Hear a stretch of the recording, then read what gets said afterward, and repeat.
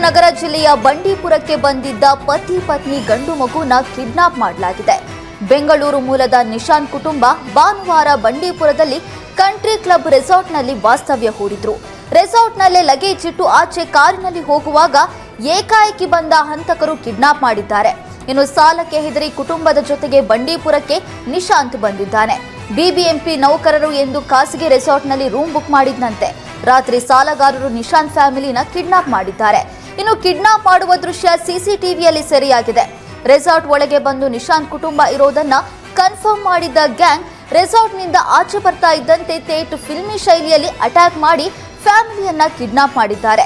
ತಮಿಳುನಾಡು, ಕೇರಳ ಹಾಗೂ ಮೈಸೂರು ಸೇರಿದಂತೆ ಬೇರೆ ಬೇರೆ ಕಡೆ ಸರ್ಚಿಂಗ್ ಮಾಡಲಾಗ್ತಾ ಇದ್ದು, ಲೊಕೇಶನ್ ಮೂಲಕ ಕುಟುಂಬವನ್ನ ತೀವ್ರ ಹುಡುಕಾಟ ನಡೆಸಲಾಗ್ತಾ ಇದೆ. ಸ್ಥಳಕ್ಕೆ ಎಸ್ಪಿ ಕವಿತಾ ಭೇಟಿ ನೀಡಿ ಪರಿಶೀಲನೆ ಮಾಡಿದ್ದು, ಗುಂಡ್ಲುಪೇಟೆ ಪೊಲೀಸ್ ಠಾಣೆಯಲ್ಲಿ ಪ್ರಕರಣ ದಾಖಲಾಗಿದೆ. ಮೈಸೂರಿನ ಸರಸ್ವತಿಪುರಂನಲ್ಲಿ ನಡೀತಾ ಇದ್ದ ವೇಶ್ಯಾವಾಟಿಕೆ ಅಡ್ಡೆ ಮೇಲೆ ಪೊಲೀಸರು ದಾಳಿ ಮಾಡಿದ್ದಾರೆ. ಕನ್ನಡಾಂಬೆ ರಕ್ಷಣಾ ವೇದಿಕೆ ಕಾರ್ಯಕರ್ತರು ನೀಡಿದ ಸುಳಿವಿನ ಮೇಲೆ ಸರಸ್ವತಿಪುರಂ ಪೊಲೀಸರು ದಾಳಿ ಮಾಡಿ ಓರ್ವನನ್ನ ವಶಕ್ಕೆ ಪಡೆದಿದ್ದಾರೆ. ಆರೋಪಿಯ ವಿಚಾರಣೆ ಮಾಡ್ತಾ ಇದ್ದು, ಇಬ್ಬರು ಯುವತಿಯರನ್ನ ರಕ್ಷಣೆ ಮಾಡಲಾಗಿದೆ. ಗೋಶಾಲೆಯ ಹಸುಗಳ ಅಕ್ರಮವಾಗಿ ಕಸಾಯಿಖಾನೆಗೆ ಮಾರಾಟ ಮಾಡಿರುವ ಆರೋಪ ಕೇಳಿಬಂದಿದೆ. ರಾಯಚೂರಿನ ಎಲೆಬಿಚ್ಚಾಲಿ ಗ್ರಾಮದ ಬಳಿ ಹಸುಗಳನ್ನ ಮಾರಲಾಗ್ತಾ ಇತ್ತಂತೆ.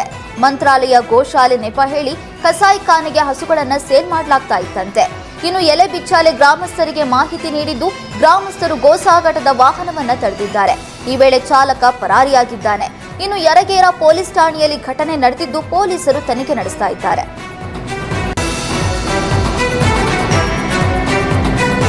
ಚಿತ್ರದುರ್ಗದಲ್ಲಿ ಸಚಿವ ಡಿ ಸುಧಾಕರ್ ಆಪ್ತನಿಂದ ಗೂಂಡಾವರ್ತನೆ ಆರೋಪ ಕೇಳಿಬಂದಿದೆ.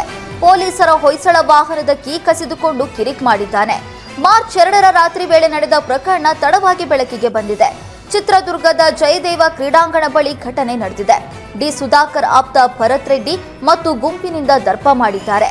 ರಾತ್ರಿ ವೇಳೆ ರಸ್ತೆ ಬದಿ ಗುಂಪಾಗಿ ನಿಂತವರನ್ನ ಪೊಲೀಸರು ಪ್ರಶ್ನಿಸಿದ್ದಾರೆ. ಈ ವೇಳೆ ಕರ್ತವ್ಯ ನಿರತ ಪೊಲೀಸರ ಮೇಲೆ ಪುಂಡರು ದರ್ಪ ತೋರಿದ್ದಾರೆ. ನಿಮಗೆ ಹೊಡೆಯುವ ಅಧಿಕಾರ ಇದೆಯಾ ಅಂತ ಪ್ರಶ್ನಿಸಿ ಕಿರಿಕ್ ಮಾಡಿದ್ದು, ಕಾರ್ ಅಡ್ಡ ನಿಲ್ಲಿಸಿ ಟ್ರಾಫಿಕ್ ಜಾಮ್ ಮಾಡ್ತೇವೆ ಅಂತ ಗಲಾಟೆ ಮಾಡಿದ್ದಾರೆ. ಪೊಲೀಸರ ಜೊತೆ ಭರತ್ ರೆಡ್ಡಿ ಕಿರಿಕ್ ಮಾಡಿದ ವಿಡಿಯೋ ವೈರಲ್ ಆಗಿದ್ದು, ಕೇಸ್ ದಾಖಲಾಗಿದೆ. ಬೆಂಗಳೂರಿನಲ್ಲಿ ಶಟರ್ ಮುರಿದು ಸರಣಿ ಕಳ್ಳತನ ಮಾಡಿದ್ದಾರೆ. ಖದೀಮರು ಕದ್ದು ಪ್ರಯಾಗ್ರಾಜ್ ಕುಂಭಮೇಳಕ್ಕೆ ಹೋಗಿದ್ದ ಇಬ್ಬರು ಆರೋಪಿಗಳನ್ನ ಕೆಪಿ ಅಗ್ರಹಾರ ಪೊಲೀಸರು ಬಂಧಿಸಿದ್ದಾರೆ. ಚೋಳೂರು ಪಾಳ್ಯ ರಸ್ತೆಯಲ್ಲಿ ಫೆಬ್ರವರಿ 6ಕ್ಕೆ ಆರೋಪಿಗಳು ಸರಣಿ ಕಳ್ಳತನ ಮಾಡಿದ್ರು. ಬೈಕ್ನಲ್ಲಿ ಬಂದಿದ್ದ 4 ಯುವಕರು ಮೆಡಿಕಲ್, ಬೇಕರಿ, ನಂದನಿ ಪಾರ್ಲರ್ನಲ್ಲಿ ಕೈಚಳಕ ತೋರಿಸಿದ್ರು. ಲಕ್ಷಾಂತರ ರೂಪಾಯಿ ದೋಚಿ ಇಬ್ಬರು ಆರೋಪಿಗಳು ಪೊಲೀಸರಿಂದ ತಪ್ಪಿಸಿಕೊಳ್ಳುವುದಕ್ಕೆ ಪ್ರಯಾಗ್ರಾಜ್ ಕುಂಭಮೇಳಕ್ಕೆ ಹೋಗಿದ್ದಾರೆ. ಇನ್ನು ಖದೀಮರನ್ನ ಹಿಡಿಯೋದಕ್ಕೆ ಪೊಲೀಸರು ಕೂಡ ಕುಂಭಮೇಳಕ್ಕೆ ತೆರಳಿದ್ರು. ಆದರೆ ಅಲ್ಲಿ ಸಿಗದೆ ಖಾಕಿ ಟೀಮ್ ವಾಪಸ್ ಆಗಿತ್ತು.